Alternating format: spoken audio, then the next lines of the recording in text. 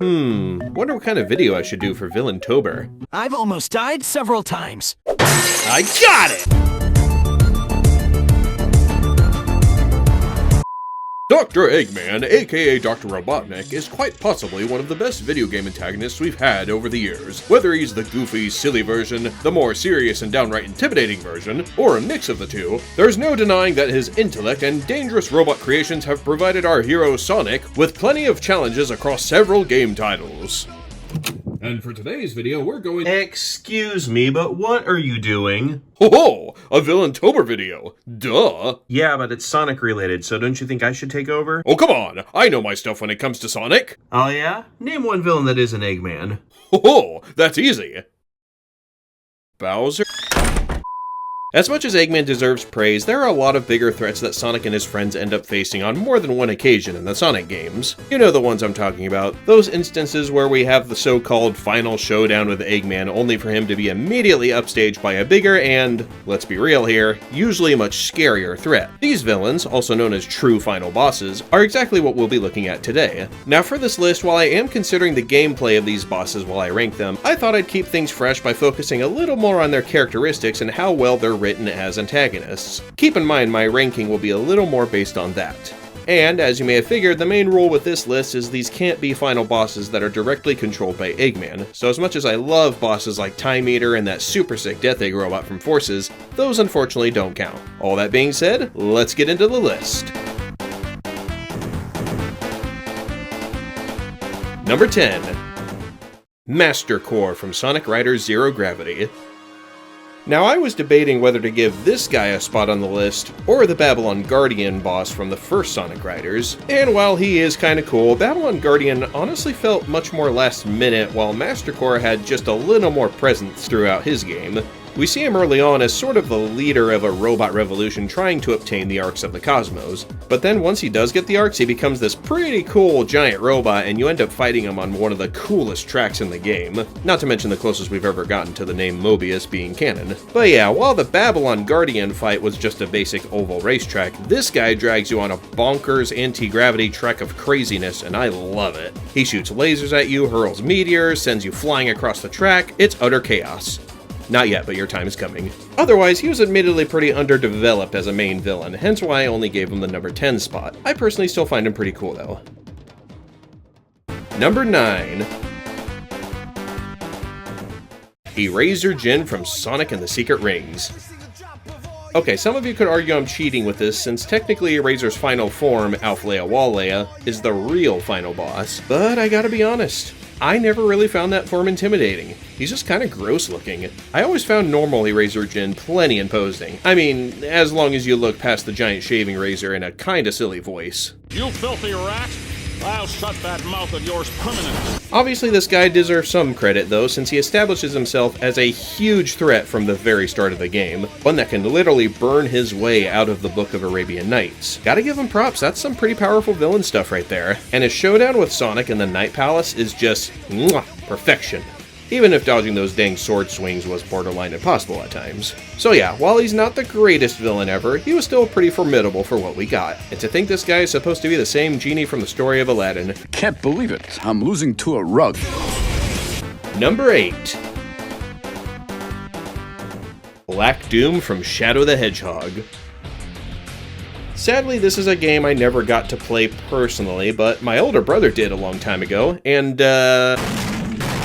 he didn't like it. Though I gotta say, reading up on Black Doom, I'd say being the leader of an alien race that has it out for Earth, and having a hand in creating Shadow the Hedgehog makes you a pretty interesting villain. Sure, he's got the typical humans are pathetic motivation, and he's not the most complex villain ever, but he's pretty intimidating. And he has a really awesome looking final boss. But again, seeing how I technically haven't played the game, I feel like I may not technically be the best judge of him.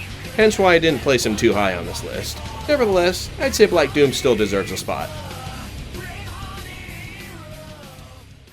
Number 7. Iblis from Sonic 06. Okay, I know what you're thinking.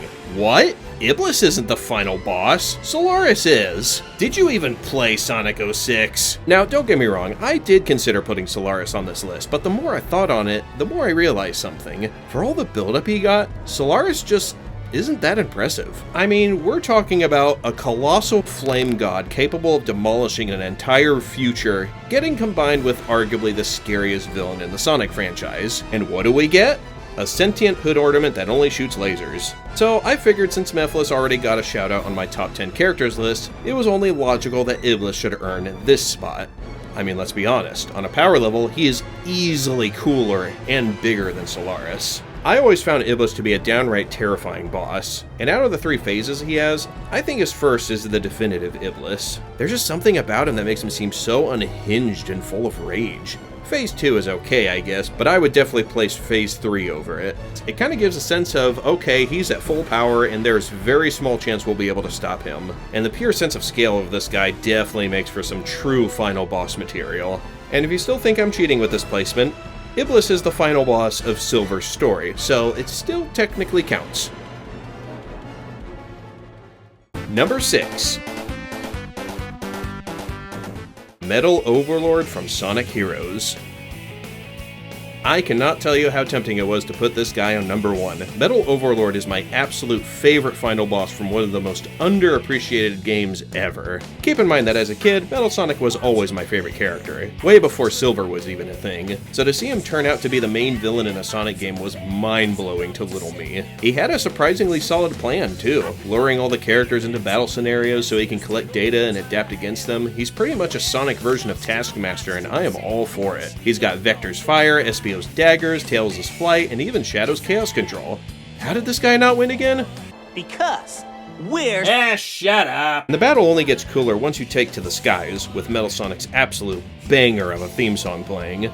However, I found it important to set aside my bias for a favorite character in order to give the spotlight to the bigger candidates. He'll always be one of my favorites though. Number 5. Perfect Chaos from Sonic Adventure.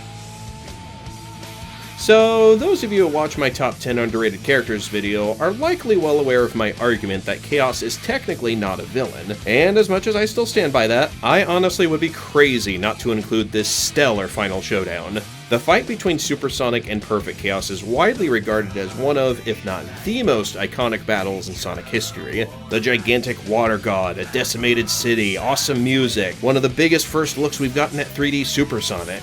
Not to mention Sega got a chance to fully realize their true version of Perfect Chaos in Generations, since the original game had a few graphical limitations with the final boss. But, once again, I always found calling Chaos a villain a little bit of a stretch. If I watched Tikal get trampled by a bunch of mindless goons, I'd flood a city too. So even though I don't consider Perfect Chaos a straight-up villain post-Sonic Adventure, he definitely solidified himself as a revenge-hungry antagonist driven by a somewhat understandable motivation. I'd say he certainly earned himself a spot.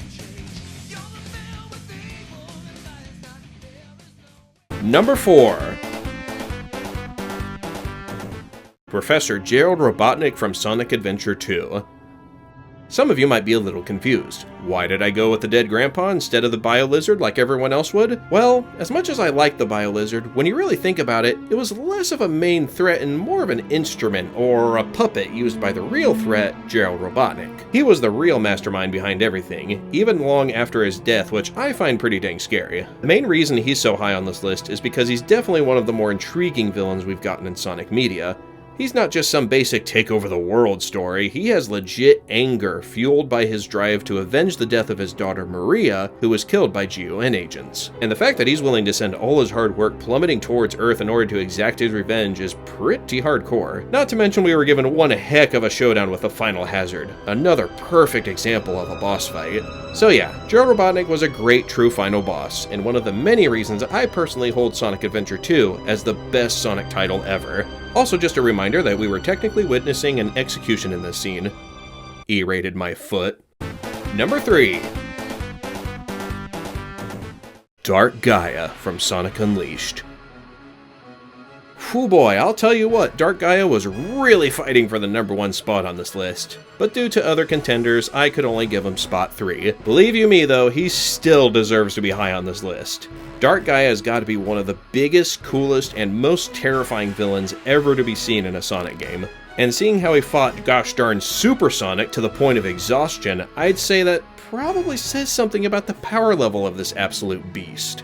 Even Perfect Chaos and BioLizard didn't really exhaust Super Sonic per se. And technically the only way to quote-unquote defeat Dark Ghia is by sealing him in the center of the Earth. And even then he still theoretically plagues the world, being the supreme creature of night and all that. And don't even get me started on that cursed second form of his. Yeesh! All in all, I'd say having the Boogeyman go full tilt Godzilla is more than worthy of being number 3 on this list. He definitely would have been placed higher if it wasn't for a more recent development. Number 2. The End from Sonic Frontiers. Yep, I am glad I put this video off as long as I did, because I would have been kicking myself for not including this final boss. The Sonic Frontiers Final Horizon version of the fight with the End is an insane upgrade from the original fight where you're playing Galaga or something. Thought we wouldn't notice, but we did. Seriously though, having the End steal the cool robot you were about to use and twisting it into some feral beast was a pretty sick idea. It certainly bumps the Supreme boss fight from a 4 to a 10. Oh, and remember when I said Dark Ghia pushes Super Sonic to his limit?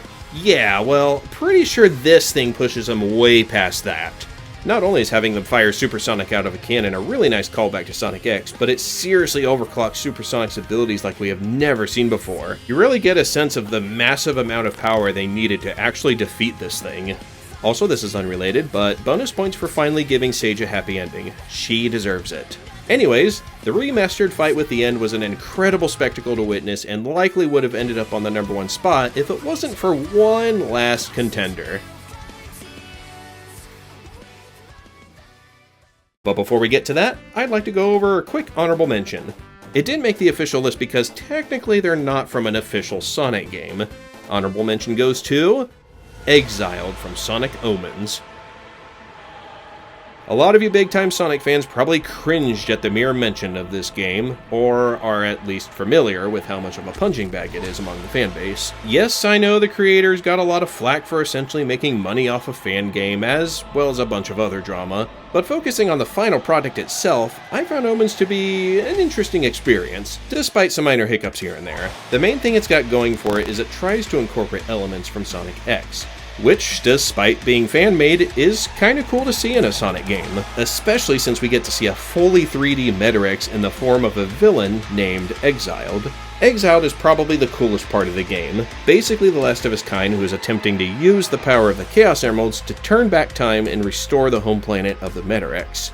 Just wanting to go home? That does make him a pretty sympathetic villain. He looks cool, is pretty imposing, and puts up a dang good fight against Sonic. And even though his boss battle can be a bit of a nightmare, it was still pretty cool to see a Metarex from Sonic X as the main antagonist.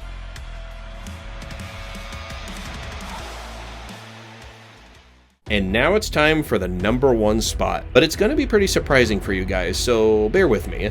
The #1 spot goes to Merlina the Dark Queen from Sonic and the Black Knight. I know what you're thinking. How could this obscure, lesser-known character be placed higher than such fantastic bosses like Perfect Chaos, The End, and Dark Ghia? Well, here's the thing. As great as all the bosses on this list are, when you really think about it, none of them really have compelling motivations outside of revenge or world domination. Those always seem to be the default villain types in every Sonic game. Not that that's a bad thing, it still makes some pretty fun villains. But Merlina makes #1 because she breaks this mold. She is without a doubt the most compelling villain I've ever seen in a Sonic game. To recap, she turns out to be the true antagonist after Sonic defeats King Arthur and gives her the enchanted scabbard, revealing that she seeks to use it to align with the underworld and give her world immortality. Later she expresses her very deep sorrow and how scared she is of the fact that all life will eventually end, hence why she's doing what she's doing. Sure, melding everything with the underworld is a pretty drastic measure, but she's obviously willing to go through great lengths to hold on to what she loves. Sonic opposing her is probably one of my favorite moments in the entire franchise, as it becomes clear that this isn't the same friendly sorceress he knew. This is someone who's slowly becoming corrupted by the underworld, and yeah, she does look pretty scary. It only gets better with her actual Dark Queen fight. We get this crazy cool looking new form of hers, as well as a nice change of pace, because normally you would expect Sonic's main theme to be blasting by now, like, ooh ah, Sonic's the Knight of the Wind who's gonna win the day because he's the main character. You know, every world will have its end.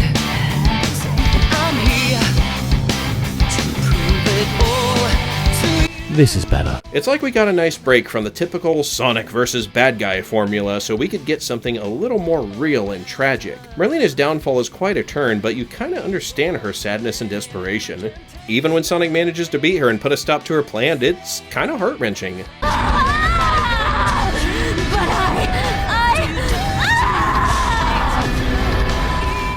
Fortunately, that didn't kill her. She ends up chilling out, as Sonic gives us possibly one of the best quotes in a Sonic game. Merlina, every world has its end. I know that's kind of sad, but that's why we gotta live life to the fullest in the time we have. At least, that's what I figure. All in all, this fight may have come from an underappreciated game, but in my opinion, Merlina remains one of my favorite characters and antagonists. Sad to say we'll likely never see her again, but her appearance is a one-time rarity that I'll always treasure. Also, Excalibur Sonic is cooler than Super Sonic, don't at me. A common criticism towards the Sonic franchise I hear quite a lot is how each game changes up the formula too much. But honestly, I've always loved how each game tries something new, and the incredible variety of threats that Sonic has faced over the years is a testament to how well it works. Not everything has to be Green Hills this, Death Egg Robot that. I respect Sega immensely for stepping out of their comfort zone on so many occasions. There's nothing I love more than some big, new, scary threat being tackled not just by Sonic, but all his friends. And after Frontiers, I'm very excited to see what new adventures Sonic Team has in store for us in the future. I apologize for the lack of Villaintober/Halloween related videos this month. It's been a crazy couple of weeks, but I got a lot of really cool stuff cooking up, and I can't wait to show you guys. Thank you guys for watching, and have a great Halloween.